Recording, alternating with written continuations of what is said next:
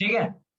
तो अभी हमें क्या करना है, उसको ज्ञान नहीं देना है कि भाई साहब टाइम तो निकालना ही पड़ेगा, टाइम तो प्रधानमंत्री के पास में भी नहीं है, टाइम तो किसी के पास भी नहीं है, टाइम मेरे पास भी नहीं है, फिर भी मैं मैनेज कर रहा हूँ, ज्ञान नहीं देना है। यहाँ पे सर देखिए, ज्ञान देने से होता क्या है, कई बार ना हम किसी का ईगो हर्ट कर देते हैं, किसी का जो सेल्फ रिस्पेक्ट होता है उसको हम लोग हर्ट कर देते हैं। और एक चीज मेरी याद रखिएगा आप लोग, कि भले वो बिजनेस हो या फिर रियल लाइफ हो, हमें कभी भी अपनी बातों से किसी का ईगो कभी भी हर्ट नहीं करना चाहिए। हाँ, उसे हमें ज्ञान तो देना ही है, क्योंकि हम उसको ज्ञान देने के लिए गए, हम उसकी भलाई करने के लिए ही तो गए हैं। हम उसको यही तो बताने गए हैं कि हम लोग कैसे यहाँ से करोड़ों का बिजनेस कर सकते हैं, अपनी लाइफस्टाइल चेंज कर सकते हो, लेकिन उसका एक अलग तरीका होता है। अभी मैं आपको बताऊंगा किस तरीके से। दूसरा पॉइंट है हम लोगों का, कि सबसे पहले तो आप उसके साथ में सहमत हो जाइए। ठीक है कि सर बिल्कुल सही बात कह रहे हो सर, आपका इतना टाइट शेड्यूल है, इतना बिजी शेड्यूल है सर, मैं समझ सकता हूँ कि आपको टाइम नहीं मिल सकता, आप टाइम मैनेज नहीं कर सकते हो। और उसके बाद में उसको कंफर्टेबल फील कराइए। तीसरा पॉइंट क्या है कि उसको कंफर्टेबल फील कराइए। वो कैसे होगा, आप उसको बोलिए कि सर सेम कंडीशन, सेम परिस्थिति सर मेरी भी थी जब मेरे को मेरे अपलाइन ने प्लान दिखाया था। फॉर एग्जाम्पल अगर अर्जुन सर यहाँ पे मेरे अपलाइन है, मैं किसी को भी अगर जाके बोलता हूँ, प्रोस्पेक्ट मेरे को बोलता है कि मेरे पास टाइम नहीं है, मैं उसको बोलता हूँ सर सेम कंडीशन, सेम परिस्थिति, सेम कंडीशन मेरे साथ भी लागू हो रहा था सर, जब मेरे अपलाइन मेरे अर्जुन सर ने मेरे को प्लान दिखाया था, मैंने भी उनको सर सेम बातें बोली थी कि मेरे पास भी टाइम नहीं है, मेरा भी सर आपके जैसा ही कंडीशन था, मैं भी सर आपके जैसा ही हूँ। ये 3 पॉइंट आपने बोल दिया, उसको अब कंफर्टेबल लगने लगेगा कि हाँ यार सामने वाला भी मेरे जैसा ही है, तो अब वो आपके साथ में ओपन होने लगेगा। आता है कि अभी हमें उसको ये बताना तो है ही कि यार आपको टाइम मैनेज तो करना पड़ेगा, अदरवाइज आप ये बिजनेस कैसे कर पाओगे, लेकिन अपने जरिए नहीं बताना है, थर्ड पार्टी का यूज करना है। थर्ड पार्टी का मतलब, वहां पर हम लोगों को स्टोरी सुनाना है। स्टोरी क्या होता है, स्टोरी होता है कहानी। आप लोगों ने बचपन से लेकर अभी तक न जाने कितने कहानी सुने होंगे, लेकिन हर कहानी क्या सच होता है? हाँ सुमन सर, हर कहानी सच होती है? नहीं होती है। लेकिन फिर भी हर बार हम लोगों को कहानी के जरिए क्या समझाया जाता है, कोई ना कोई लेसन समझाया जाता है। जैसे खरगोश और कछुए की कहानी के जरिए हम लोगों को समझाया गया कि ओवर कॉन्फिडेंस ठीक नहीं है। सही है। ठीक उसी तरीके से हम लोगों को भी यहाँ पर प्रोस्पेक्ट को कहानी तो समझाना है, लेकिन उसका हम लोगों का इमोशंस क्या होगा कि उसको ये बात समझ में आ जाए कि हमें ये बिजनेस कैसे करना है। अब आप लोगों को उसको समझाना कैसे है, इस पे थोड़ा ध्यान दीजिएगा। जो भी आप लोग काम कर रहे हो वो सारा छोड़ दीजिए, बस ये वाली लाइन मेरी आप लोग ध्यान से सुन लीजिए कि अर्जुन सर बिल्कुल सही बात बोल रहे हो, टाइम तो सर मेरे पास भी नहीं था जब मैंने ये बिजनेस देखा था, लेकिन सर जब मैंने ये बात अपने अपलाइन को बताया तो उन्होंने मेरे से सर एक सवाल किया था कि अर्जुन सर अभी आप क्या करते हो। मैंने उनको बोला था सर जॉब करता हूँ, 10 घंटे का, अच्छा खासा सैलरी है, 30 से 40 हजार रुपए बढ़िया मिल जाते हैं महीने के, और अच्छा खासा फैमिली में सब कुछ बढ़िया हैंडल हो जाता है। उन्होंने मेरे को बोला था सर बहुत बढ़िया बात है, अच्छी बात है, आपकी आज की डेट में इतनी अच्छी खासी सैलरी है और आपको परिवार में बिल्कुल सब बढ़िया चल रहा है। लेकिन सर आने वाले टाइम में जब आपका प्रमोशन होगा जॉब के अंदर, ये ध्यान से बात सुनिएगा दोस्तों, क्योंकि ये टर्निंग पॉइंट है, यही चेंजिंग पॉइंट है।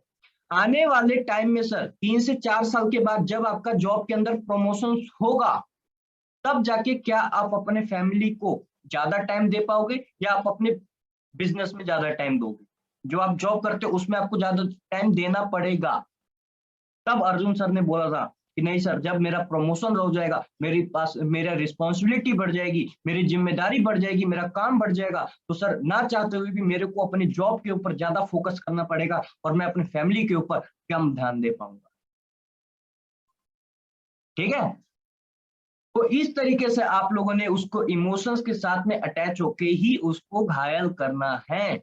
उसको बोलना है सुमन जी आज तो आपकी अच्छी खासी लाइफ चल रही है, लेकिन आने वाले टाइम में जब आप अपना क्लिनिक बढ़ाने के लिए सोचोगे तब क्या आपके पास उतना ही टाइम बचेगा?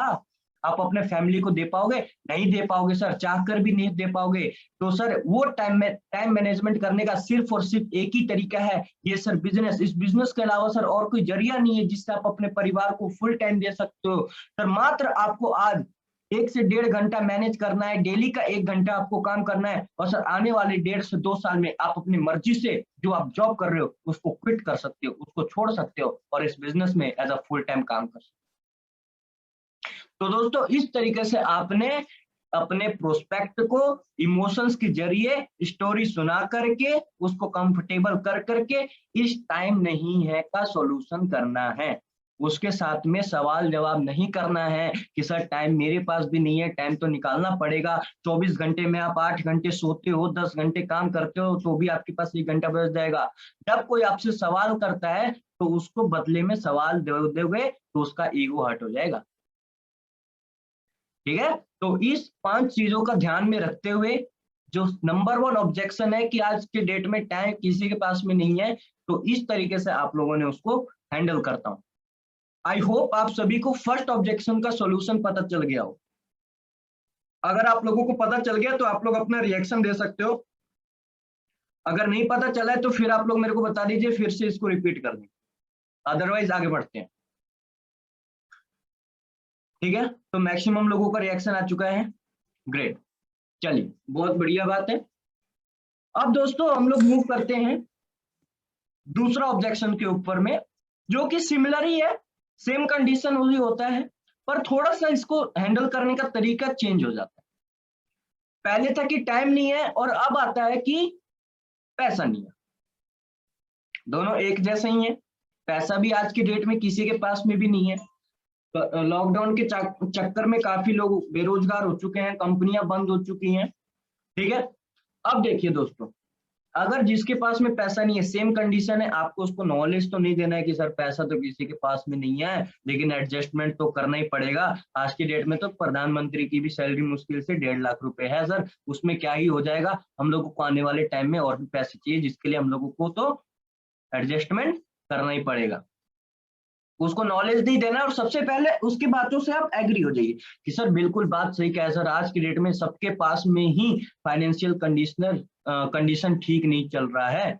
मेरे पास भी सर, जब मैंने मेरे अपलाइन ने मेरे को प्लान दिखाया था, मेरे पास में भी सर ज्यादा पैसे नहीं थे। इस तरीके से आपने उसको एग्री कर लिया।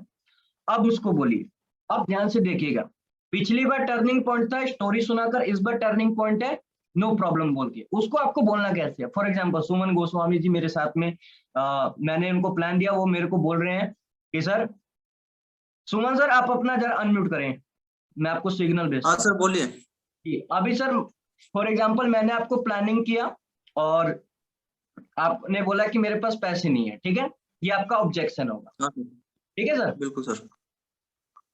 बस सुमन जी आपके पास पैसे नहीं है, इसके अलावा और तो कोई प्रॉब्लम नहीं है? नहीं सर, और कोई प्रॉब्लम नहीं है।